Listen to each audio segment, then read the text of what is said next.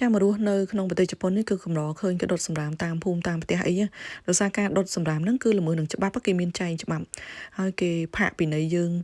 ចាក្រោម$70,000ឬក៏គេឲ្យជាប់ទោសក្រោម5ឆ្នាំអីចឹងទៅអញ្ចឹងតែហ៊ានទៅដុតប្រទេសតាប្រយ័ត្នណាបងប្អូន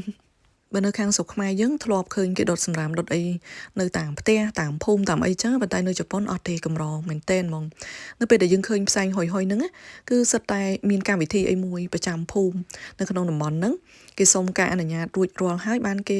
ដុតហ្នឹងគឺគ្រឿងដង្វាយទេវតានៅឆ្នាំថ្មីអីចឹងទៅចាមិនមែនយើងឯកជនហ្នឹងទៅដុតសម្រាមផ្ដេសផ្ដាស់នៅតាមដីធ្លីរបស់យើងទេទោះបីជាយើងមានដីទំនេរ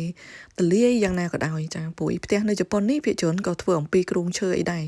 មិនមែនដូចនៅខាងស្រុកខ្មែរយើងធ្វើអំពីថ្មអញ្ចឹងណាចាគេបង្ការខ្លាចចេះផ្ទះផងប៉ុន្តែអ្វីដែលពិសេសគឺក្លិនដែលផលរំខាន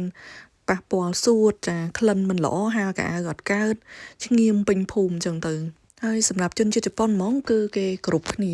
ទៅវិញទៅមកណាបងប្អូនចាគេអត់ចង់ឲ្យប៉ះពាល់រំខានដល់អ្នកជិតខាងមានក្លិនមានផ្សែងអីចឹងណាបើនិយាយរឿងច្បាប់គេដឹងតែច្បាប់ហើយប៉ុន្តែគេមិនមែនថាមកពីខ្លាចច្បាប់នឹងបានគេមិនធ្វើទេគឺគេមានសុជីវធម៌នៅក្នុងខ្លួនរៀងខ្លួនម្នាក់អញ្ចឹងហ្មងគេយល់ដឹងច្បាស់ចាព្រោះបរិស្ថានគេត្រូវការឲ្យស្អាតខ្យល់បរិសុទ្ធចឹងណាបងប្អូនហើយសម្រាប់ការដាំដុះអីផ្សេងចាជួនកាលយើងខ្ជិលយកសម្រាប់ចោលអីទៅដុតអីផ្ដេសផ្ដាស់ប្រយ័ត្នតែគេហៅប៉ូលីសមកចាអ្នកចិត្តកាំងជួនកាលគេខ្ជិលនិយាយមួយយើងគឺគេហៅប៉ូលីសអីមកទៅសួរនាំហើយចាតែសម្រាប់នាងខ្ញុំរស់នៅក្នុងប្រទេសជប៉ុននេះគឺយើងនិយាយទៅគឺថាយើងគិតពីគេយើងអត់មានធ្វើអីដែលទៅរំខានប៉ះពាល់ដល់គេការដុតសម្រាប់អីផ្សេងយើងដឹងហើយថាយើងអត់ចង់ឲ្យមានផ្សែងមានក្លិនអីមិនស្រួលគេបារម្ភខ្លាចមានភ្លើងឆេះផ្ទះអីគេហៅឡានទឹកមកព្រាតទៅគិតមិនយើងគិតសម័យដល់កន្លែងហ្នឹងអញ្ចឹងសម្រាមនៅចំការរបស់យើងទាំងអស់ចាក្រៅពីយើងរុំយកទៅបោះចោលគឺយើងអាចធ្វើជាជីកំប៉ុស្ត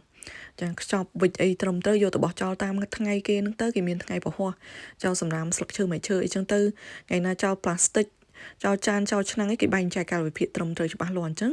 ចាគេគ្រប់គ្រងសម្រាមបានល្អចង់ដុតចង់អីគឺកន្លែងគ្រប់គ្រងសម្រាមហ្នឹងគេអ្នកដុតទៅចាហើយនៅក្នុងប្រទេសជប៉ុនបងប្អូនឃើញបរិយាកាសស្រស់ស្រាយបែបខ្យល់អាកាសល្អមកលេងជប៉ុនម្ដងប៉ុន្តែពេលខ្លះក៏មានលំអងផ្កានៅរដូវផ្ការីកអីចាអញ្ចឹងធ្វើឲ្យមនុស្សម្នាក់ហ្នឹងកើតជំងឺអាឡែស៊ីដោយសារលំអងផ្កាស្រល់បងប្អូនសាគីនូគីហ៊ីនូគីហ្នឹងគឺវាមានផ្សែងលំអងហោះពេញភូមិចាហោះពេញភ្នំអញ្ចឹងវាធ្វើឲ្យអាឡែស៊ីចាផលរំខានពីធម្មជាតិមកមិនដឹងធ្វើម៉េចប៉ុន្តែក៏មកតែផលរំខានពីមនុស្សដែលបកឡើងហើយផលរំខានដោយផ្សែងស្អុយផ្សែងពុលហ្នឹងគឺមានដូចជាការជក់បរិយអីផ្សេងដែរតែនៅជប៉ុននេះក៏គេមានបែងចែកជាបន្ទប់ជក់បរិយនៅតាមកន្លែងស្ថានីយ៍រថភ្លើងឬក៏តាមកន្លែងផ្លូវចំណតរថយន្តតាមផ្លូវចានៅ highway អីចឹងទៅក៏មានរោងមួយចាធ្វើពីកញ្ចក់អ្នកណាចង់ចោះជក់បរិយអីចោះចូលក្នុងហ្នឹងទៅអង្គុយទៅជក់ផ្សែងហុយជុកពេញនឹងហ្មងហើយបើនៅភោជនីយដ្ឋានជក់បរិយអីគឺគេរត់ចេញទៅក្រៅប៉ុន្តែក្លិនផ្សែងហ្នឹងវាហុយចូលមកក្នុងអីចឹងណាជួនកាលសម្រាប់នាងខ្ញុំជាជនជាតិខ្មែរអញ្ចឹងនាងខ្ញុំថាស្អុយប្រៃនិយាយជាភាសាជប៉ុនអញ្ចឹងហ្មងឲ្យដឹងថាយើងអត់ចូលចិត្តណាព្រោះ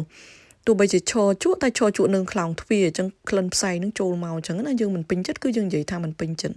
ឲ្យគេដឹងហ្មងណាបើស្វាមីខ្ញុំឲ្យតែឃើញនាងខ្ញុំនិយាយថាអញ្ចឹងគឺគាត់ឲ្យខ្ទប់មាត់កុំឲ្យនិយាយថាឲ្យគេ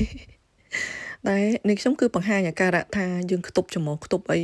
អត់ចូលចិត្តហើយយើងថាស្អុយប្រៃចឹងហ្មងទៅចាដើម្បីឲ្យគេទៅឈរជក់នៅកន្លែងផ្សេងឆ្ងាយនៅកន្លែងសួនអីចឹងណាភោជនីយដ្ឋានគេមានសួនមានអីមិនទៅឈរជក់មកឈរជក់នៅខ្លោងទ្វារហុយចូលមកដដែលហ្នឹង